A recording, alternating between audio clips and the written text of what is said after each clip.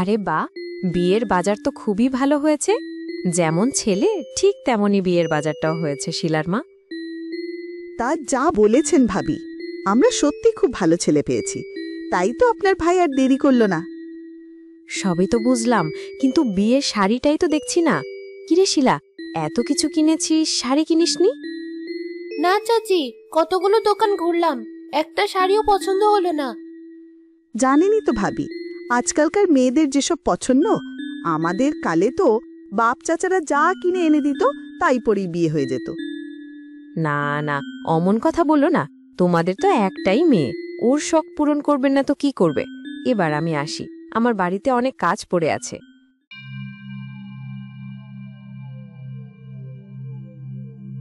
আর কেউ আমায় ধরতে পারবে না। আমাকে বোতলে বন্দি রাখাও তো সোজা না। তবে এবার নতুন শিকার খুঁজতে বের হতে হবে। তার জন্য দরকার বিয়ে বাড়ি। আরে কাদের ভাই, কি খবর? শুনলাম মেয়ের বিয়ে নাকি ঠিক হয়ে গেল। হে ভাই, খুব ভালো ছেলে, তাই আর অমত দিলাম না। এই তো সামনে শুক্রবারই বিয়ে, ভাবিকে নিয়ে কিন্তু অবশ্যই আসবেন। অবশ্যই যাব ভাই, মেয়ে তো আমাদেরও। শুনে খুব ভালো লাগলো। তাহলে আসি ভাই, পরে কথা হবে।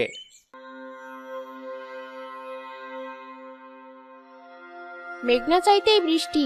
এবার দেরি করলে চলবে না। ওই মানুষের বাচ্চাটার পেছন পেছন যেতে হবে, তাহলে আমার উদ্দেশ্য হাসিল হবে। এখন শুধু ছিপ ফেলার সময়।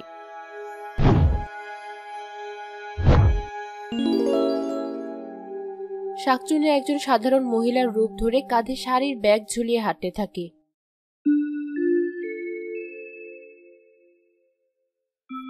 ওই দেখো মা, বাবা চলে এসেছে। আজ তোমার এত দেরি হলো যে? আর বলিস না মা, বিয়ে দেওয়া কি আর কম ঝামেলার কাজ? আজ তো নদীর ওপারে হাট ছিল, তাই ভাবলাম বিয়ের জন্য কিছু কেনাকাটা ওখান থেকে সেরে নেই। নে ধর, ব্যাগটা ভেতরে নিয়ে যা। দাও।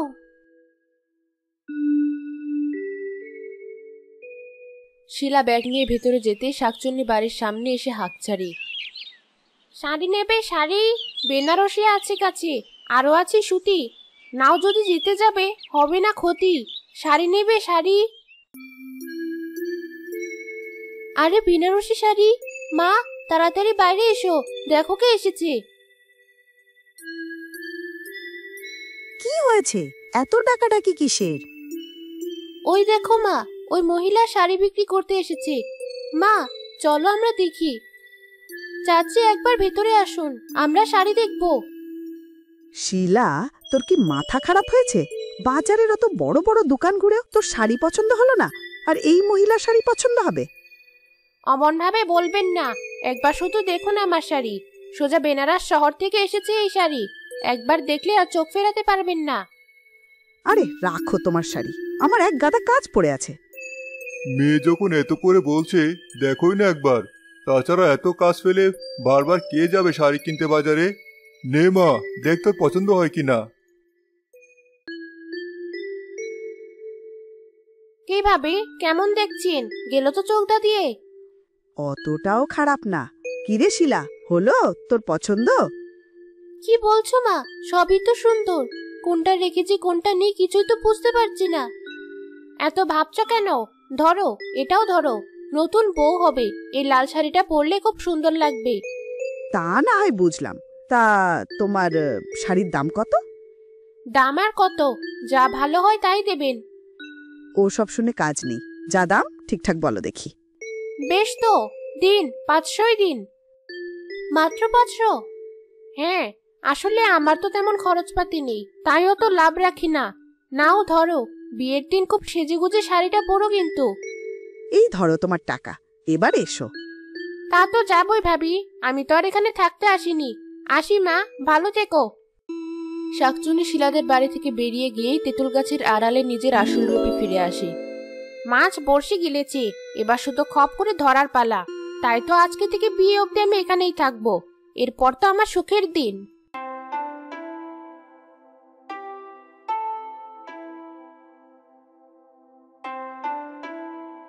আরে, মেয়েকে এখনো সাজাওনি তোমরা?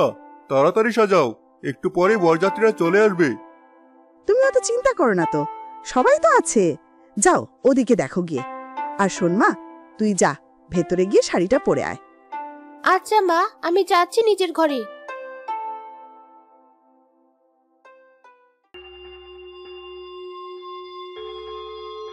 পর শাড়িটা আগে পর, তাহলেই তো হবে আসল খেলা। আমার কতদিনের স্বাদ এবার পূরণ হবে। বাহ, আমাকে তো খুব সুন্দর দেখাচ্ছে। ওরে বাবা, ওটা কি শাকচুন্নি? ভয় পেয়েছিস? ভয় পাস না, তোকে আমি মারবো না। আমি শুধু তোর হয়ে তোর শ্বশুর বাড়ি যাব। কথা শেষ হতেই শাকচুন্নি শিলার শরীরে ঢুকে পড়ে। হি হি হি হি হি। এবার আমায় কে আটকাবে? আজ আমিও যাব শ্বশুর বাড়ি। এই শিলা, দরজা খোল। একটা শাড়ি পরতে কতক্ষণ লাগে তোর? কি হয়েছে, এত ডাকছো কেন?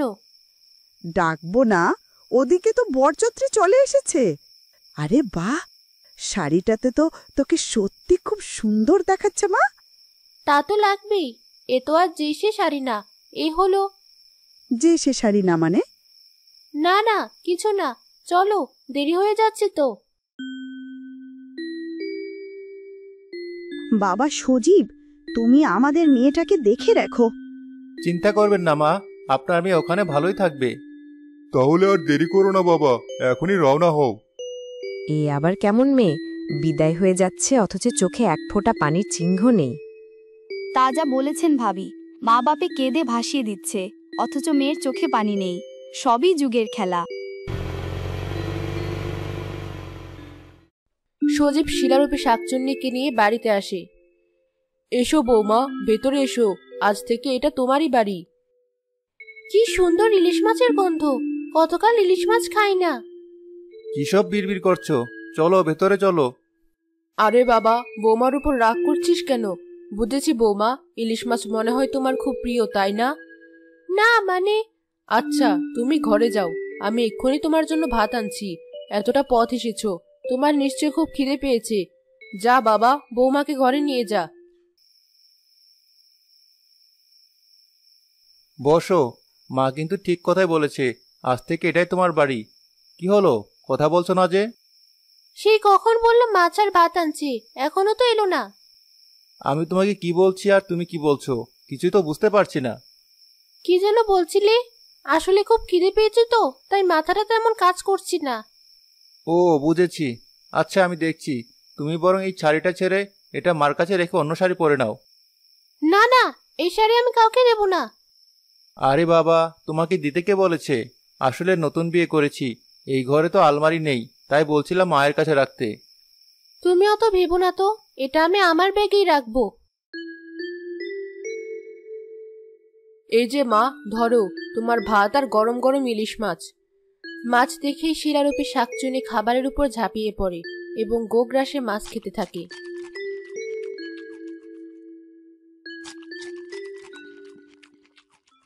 আরে আরে, করছো কি? আস্তে আস্তে খাও, তোমার মাছ তো আর কেউ কেড়ে নিচ্ছে না। এ কি বৌমা, এই না বললে খুব খিদে পেয়েছে? তুমি তো শুধু মাছই খাচ্ছ, একটা ভাতও তো খাওনি। না মানে, ইলিশ মাছ আমার খুব পছন্দ, তাই। তাই নাকি? আচ্ছা মা, তোমার যত ইচ্ছে তুমি তত খাও। দাঁড়াও, আমি তোমাকে আরো মাছ এনে দিচ্ছি। রোকেয়া রান্নাঘর থেকে আবারও মাছ এনে দেয় এবং শিলা সেটাও খেয়ে ফেলে।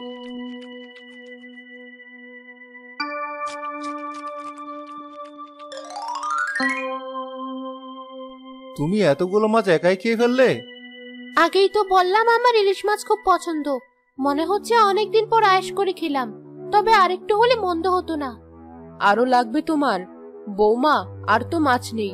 তুমি যখন ইলিশ মাছ এত ভালোবাসো, কাল না হয় খোকা আবারও তোমায় এনে দেবে। কি খোকা, তাই না? হ্যাঁ, তোমাকে আর মাছ খেতে হবে না, একাই তো সব সাবার করে দিলে, আমাদের জন্য কারাটুকুও রাখলে না। চল বাবা, আমরা বাইরে যাই, ও বরং শাড়িটা পাল্টে নিক। এত ভারী শাড়ি পরে ওর হয়তো অনেক কষ্ট হচ্ছে। হ্যাঁ বাবা, এ তুই কি বউ বিয়ে করে আনলি? এমন মাছ খেকো বউ তো আমি বাপের জন্ম দেখিনি। তা যা বলেছ মা, এই মেয়ের জন্য মাছ কিনতে কিনতে তো আমার অর্ধেক টাকা ফুরিয়ে যাবে। আরে কি যে বলিস না, শুনেছি ওর বাবা নাকি একসময় খুব ভালো মাছ ধরতো, তাই হয়তো মেয়েটা মাছ খেতে এত ভালোবাসে। কি জানি, হবে হয়তো। তবে রোজ রোজ এমন খেতে শুরু করলে আমার তো সত্যি সত্যি লাল বাতি জ্বলে যাবে। খোকা, খবরদার বলছি, বৌমার সামনে ভুলে এসব বলবি না। যাই, রাতের রান্নার জোগাড় করে গিয়ে।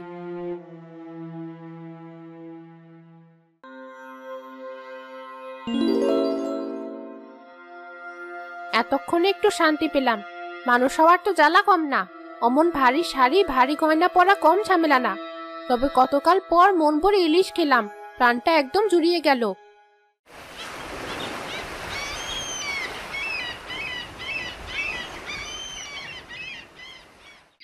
পরদিন সকালে সজীব বাজারে যায় মাছ কিনতে। কি ভাই, ওই ইলিশ মাছের দাম কত? আরে সজীব ভাই যে, নতুন বউয়ের জন্য মাছ কিনবে বুঝি? তাহলে অত দাম শুনে কাজ নেই, একদম খাসা মাছ। দেখছো তো পেটটা কি মোটা। সে না হয় বুঝলাম, কিন্তু দাম ছাড়া কি আর তুমি আমায় মাছ দেবে? তাই দামটা আগে বলো দেখি। কি যে বলো না ভাই, নতুন বউয়ের জন্য নেবে, আমাকেও তো বিয়ের দাওয়াত দিয়েছিলে। কি করব বলো, মাছ বেচে খাই, সময় করে উঠতে পারিনি। আচ্ছা, এই মাছটাই তোমার দাম দিতে হবে না, তুমি এমনিতেই নিয়ে যাও। সে কি, তাই আবার হয় নাকি? হয় বাবু হয়। দেখি ব্যাগটা দাও দেখি।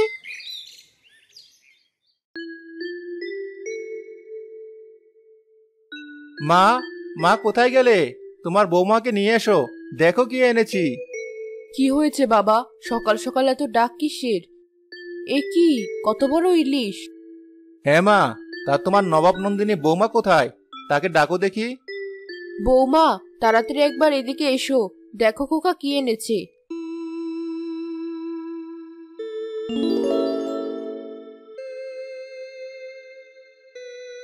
মা, আমায় ডেকেছেন?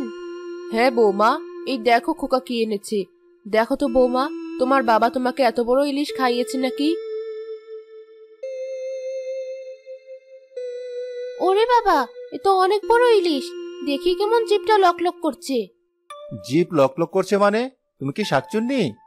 চুপ কর খোকা, তুমি ওর কথায় কিছু মনে করো না বৌমা। এমনিতেই যতই শক্ত মনের হোক না কেন, খোকার মনটা খুব ভালো। দেখছো না, তুমি ইলিশ খাও বলে সকাল সকাল বাজার থেকে কত বড় ইলিশ এনেছে। না মা, আমি আনিনি। মাছওয়ালা ভাই আমাকে মাছ এমনি এমনি দিয়ে দিয়েছে। এটা নাকি নতুন বউয়ের উপহার। ভালোই হয়েছে, পয়সাটা বেঁচে গেল। আচ্ছা বৌমা, তুমি থাকো, আমি ভেতর থেকে বড়িটা নিয়ে আসি, মাছটা কেটে ফেলি। আরে, তুমি কাটবে কেন? এতকাল তো তুমি সব করেছো। মাছটা যখন তোমার বৌমার জন্য আনা, তাকেই বলো কাটতে। হ্যাঁ মা, ও তো ঠিক কথাই বলেছে। কিন্তু বৌমা, তুমি পারবে? হাত আবার কেটে ফেলবে না তো? না না মা, আমি খুব পারবো, আপনি শুধু বড়িটা এনে দিন।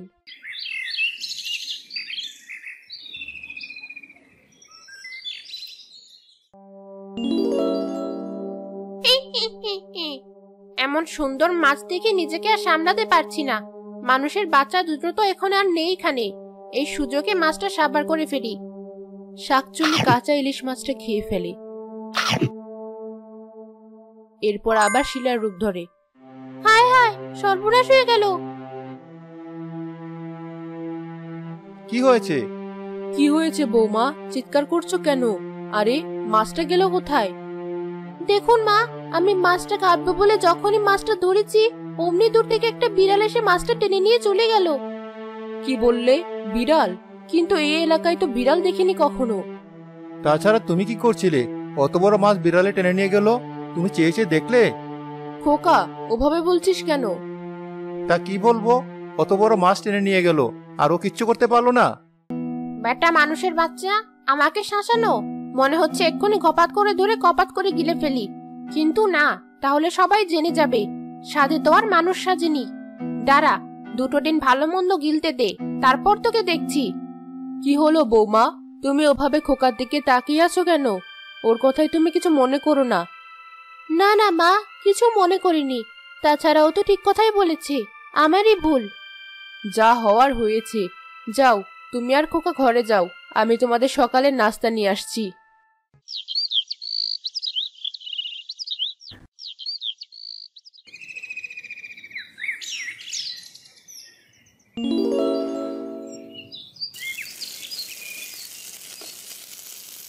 এ কি বৌমা, এত গরমে তুমি আবার এখানে এলে কেন? তাতে কি হয়েছে মা? আপনিও তো এই গরমে কত কাজ করছেন। দিন, আজকের রান্নাটা না হয় আমিই করি। না না বৌমা, তোমার এই আগুনে কাজ করতে হবে না, তার চেয়ে বরং এখানে বসে থাকো। ধর, সামনে এত ভালো ভালো খাবার, অথচ খেতে পারছি না। যে করেই হোক এই মানুষের বাচ্চাটাকে ওদিকে পাঠাতে হবে। মিষ্টির কি সুগন্ধ ছেড়েছে। কি হলো বৌমা, চুপ করে আছো কেন? না মা, ভাবছিলাম আপনি একা কাজ করবেন আর আমি বসে থাকবো। আমাকেও একটা কাজ দিন। পাগলি মেয়ে, আচ্ছা বেশ, যাও, এই গোশতের গামলাটা ওই ঘরে নিয়ে যাও। আমরা তো ওই ঘরে খাওয়া দাওয়া করি। আচ্ছা মা, দিন।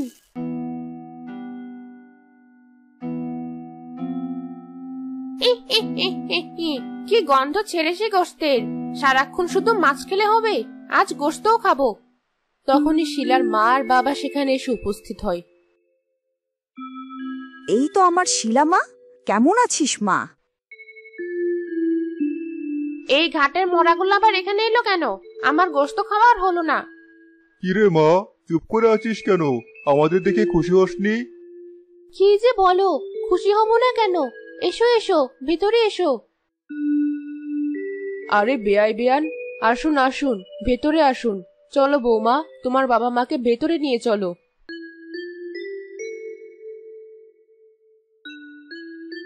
নাও বৌমা, তোমার ইলিশ মাছ।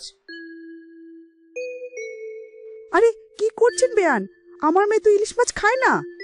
কি বলেন মা, আপনার মেয়ে ইলিশ খায় না? এখন চুপ করে আছো কেন? এই না সেদিন 2 গামলা ইলিশ সাবার করে বললে ইলিশ তোমার খুব পছন্দ। খোকা, এসব কেমন কথা?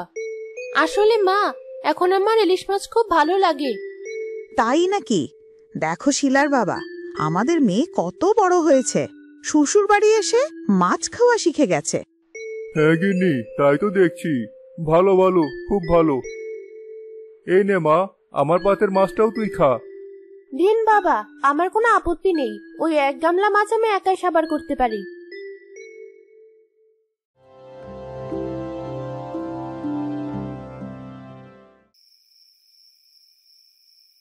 রোকেয়া রান্নাঘরের দরজা বন্ধ করতে গিয়ে জানালার ফাঁক দিয়ে দেখে শাকচুন্নি তার আসল রূপে রান্নাঘরের হাড়ি থেকে মাছ বের করে খাচ্ছে।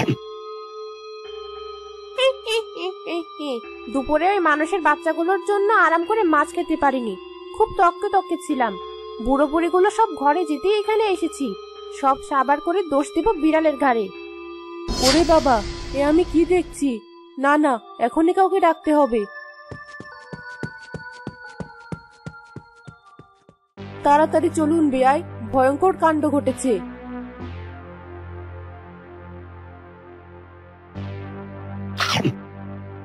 ওরে বাবা, শাকচুন্নি! হ্যাঁ বেয়ান, এবার বুঝতে পারছি এতদিন এত সব আজব কাণ্ড কেন ঘটেছে। বৌমার ভেতরেই ওই শাকচুন্নি থাকে। ঘরে চলুন। ঘরে ফিরে রোকেয়া সব খুলে বলে।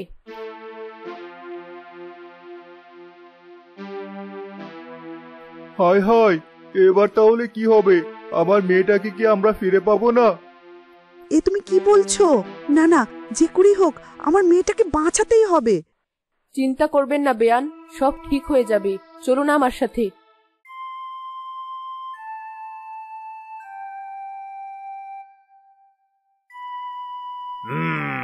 বুঝেছি। এ কোনো সাধারণ শাকচুন্নি না, এ হলো রূপধারী শাকচুন্নি। কোনো একটা কিছুর বিনিময়ে ও তোদের মেয়েটার শরীরে ঢুকেছে। সবার আগে সেটাই খুঁজে বের করতে হবে।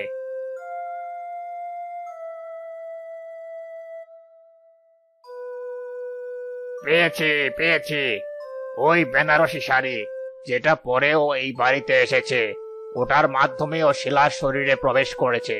যে করেই হোক ওই শাড়িটা আমার চাই, তাহলে ওকে আমি বন্দি করতে পারবো। কিন্তু সেটা তোর ব্যাগে রাখা আছে। যেখানেই থাক, ওটাই আমার চাই। আমাকে নিয়ে চল তোদের সাথে।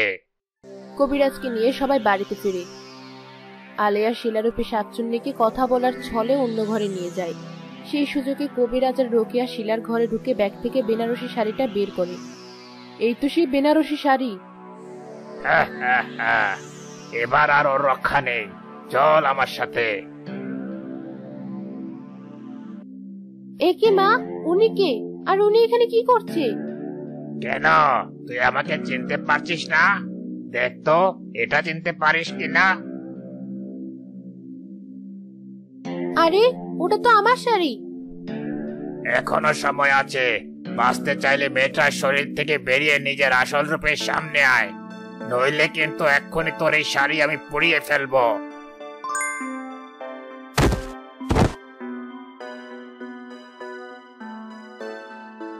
না না, শাড়ি পুড়িও না, তার বদলে তোমরা যা চাও তাই দেব। দয়া করে আমাকে পুড়িও না, ওই শাড়ি পুড়ে গেলে আমিও যে ভস্ম হয়ে যাব। শয়তান শাকচুন্নি, বাঁচতে চাইলে এক্ষুনি ওই মেয়ে জ্ঞান ফেরা। আচ্ছা তাই করছি, তবু আমায় পুড়িও না।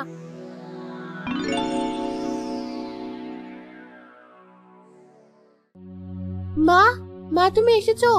বাবা, আমি জানতাম একদিন না একদিন তোমরা আমাকে বাঁচাবেই। আয় মা, আমাদের কাছে আয়। আমি তো ওকে ছেড়ে দিয়েছি, এবার দয়া করে আমায় ছেড়ে দাও। না, কখনোই না। এর আগে অনেকেই তোকে ছেড়ে দিয়েছে, কিন্তু তার ফল ভয়ানক হয়েছে। তাই আজ আর আমি তোকে ছাড়বো না। কবিরাজ মন্ত্র পড়ে বেনারসি শাড়িটায় আগুন ধরিয়ে দেয়।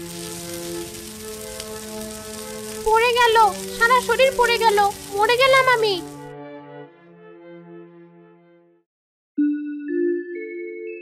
কি হচ্ছে কিছুই তো বুঝতে পারছি না। তোকে কিছু বুঝতে হবে না, ঘাট থেকে যখন শাকচুনি নেমেছে তখন আমি তোকে আবার বিয়ে দেব। মানে কি?